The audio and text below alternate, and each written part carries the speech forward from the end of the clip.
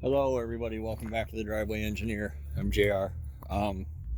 Today I'm back at my favorite place, the Mason U-Pull. Somebody's got a race car out there in the parking lot, it sounds like. It looks like they haven't set much of anything lately. Oh, neat. Somebody pulled this bench. I need this. I don't know if it's a tilt one.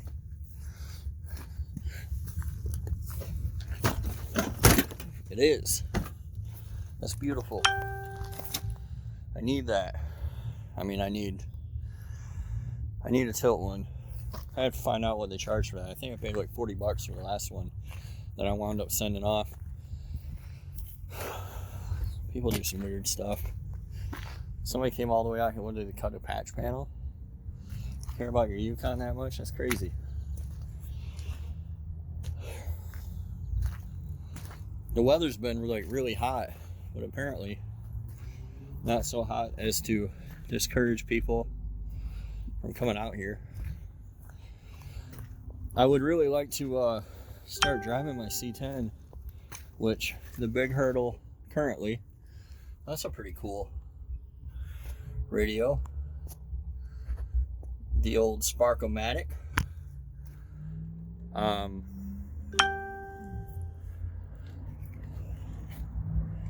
on, let me pause you guys a moment here. Alright, I was trying to fix my focus problems that I keep having for some reason, but I don't know. Yeah, some stuff like this. So anyway, a lot of the stuff's the same stuff that I've seen. Boss Man. Yeah, it's all the same stuff. I'm gonna head over here to the cars, see what they got. I think that they set more rows of trucks on the other side. I was just talking with somebody in a Facebook group about coming out here and building this ultimate rear axle.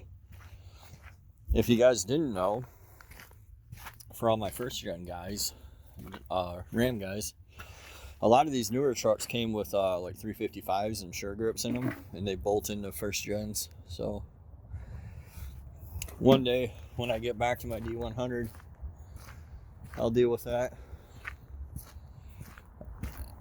Anymore, that's like the way I'm gonna go. These Rangers 4 liters all got 8.8s. You can try to mix and match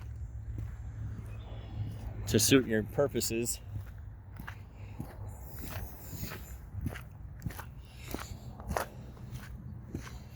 With different axle shafts and different spline counts, like the Fox bodies. The guy I was talking with online, he has a Fox body. He's trying to go to a 31 spline and like a better gear ratio. The Fox bodies almost all had track locks, but they also almost all had like 273 gears or 308 gears, which, you know, suboptimal to say the least. Break my neck here. What do we got here? Roadmaster. I really like these cars. That's an LT1. I used to get a lot of money for those intakes. I'd pull them off and powder coat them and get like $250.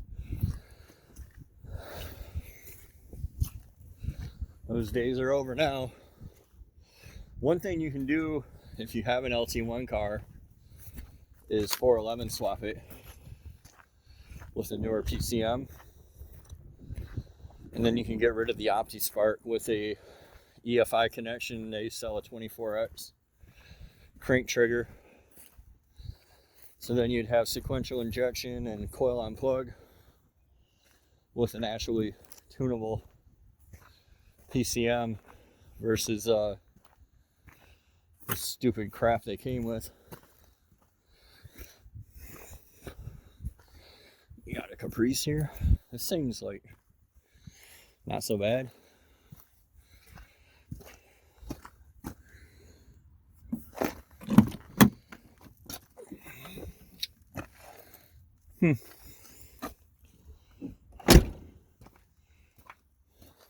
Throttle body was a newer one. Oh yeah. Those solid one-piece lights are Definitely newer model lights. North Star. Like, that thing had such promise. Never lived up to it. This is what they think of trackers. So little that they put them over here with the cars. Maybe that's a sidekick.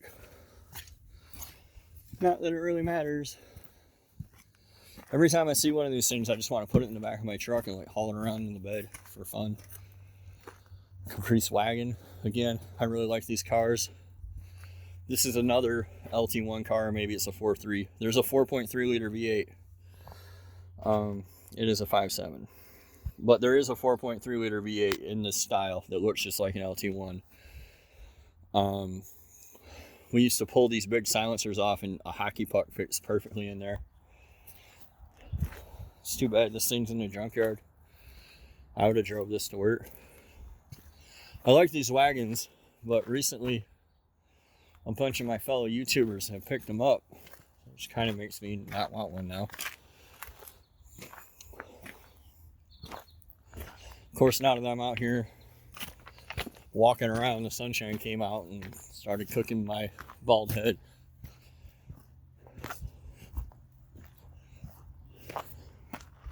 What we got here? 300? 3.5 liter. Things for trash. This is another cool wagon, the Magnum. I mean, that one's not cool, but you get the idea. Another thing on the list of things I might like to have someday.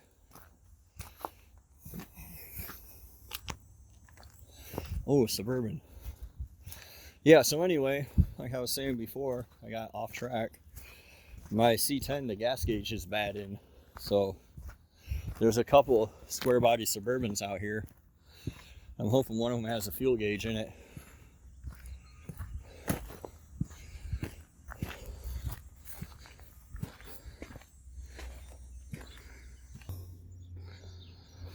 Somebody already got everything off of here. I know that if you use like this is technically a new edge. I know the SN95, which is the 94 to 98 body style. You can pull all that stuff and use it in a Fox body Mustang. The spindles, the axle shafts. And then you get 5 lugs, you get disc brakes, but you don't get 31 splines. 4 wheels up front. I don't know what that means, but okay. Split port. I don't know if that's split port or not. I never owned a V6 Mustang in my life. I might someday. Anywho, let's see what year this Suburban is. When it comes to square bodies, there's 2 different styles and fonts of gauges. And the one that I have in my truck right now is technically not correct, but at least it all matches. So a gauge is like $50 or $60 online. I don't really want to put 50 or $60 into it. I guess it's a moot point. Somebody got the dash. I wonder if this was a 90 or 91. That's an 84. It's also labeled as a K20. That's not right. Sometimes you'll see that in the yard too. Stuff that's just not right.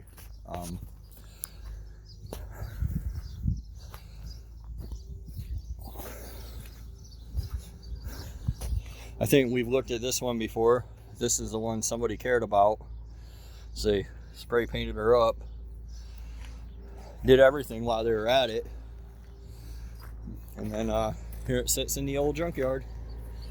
It is a 4853. Like I mentioned in the last video, if the front bracket's off, you can see that. Or you can stick, I've stuck my phone in there before. If you go way back and watch the video where I pulled the 6 liter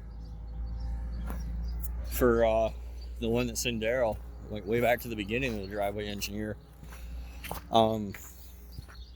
that's how I determined that that was really a 6 liter. And like inexplicably in the yard. Oh, the old Cheyenne's still here. I haven't crushed it out yet. And a lot of this stuff's the same. Sorry, guys. Usually they have way more turnover. I guess COVID's screwing them up. I bought my sister that Expedition, and I don't know, she had some problem with the steering box. Came completely undone on her. Well, there's the intake for that truck. Those Ford injectors, I think these are like 19 pounders, but you can swap them with LS engines. You can find a lot of different injectors in the junkyard if you're willing to sit and cross-reference them. I have a video on that and what different injectors flow what. If you have a Vortec 5.7, God have mercy on your soul. Things are such a nightmare to deal with. Hey, look. What's this? This is a new row, too. I haven't seen you guys before. Haven't seen you around here before. That's a pretty little thing like you doing in a junkyard like this. This is a 2500 too. Oh, quick. Somebody got the LY6 out of that quicker than I got here. It is interesting that those are starting to show up now, though. I've often said, people ask me why I don't do Gen 4s, and the simple reason is they're not in the junkyard. Hold on a second, let me get a picture for the thumbnail. There we go. Yeah, the simplest, shortest reason is they're not in the junkyard. The second reason is they have a lot of problems with active fuel management, displacement on demand. They're kind of weird to tune. You can't do cruise control with them very easily or at all, as far as I know. Maybe that's changed. This one being a 2500 though, with the LY6, if that's what it was. There's a couple other RPOs also. We'll walk around here and look real quick. This one being a 2500 would not have had those problems. LY6. So yeah, the 2500s did not get the displacement on demand or anything else like that.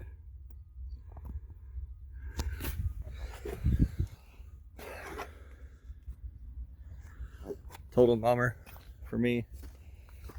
Yeah, I totally run an LI6 or rectangle port heads in my truck if, like, maybe in a few years they start showing up out here. The junkyard does provide, folks.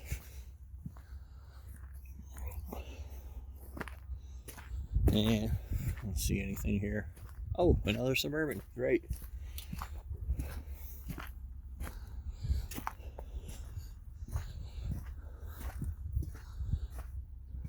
That one has rat nest on it. Somebody got him.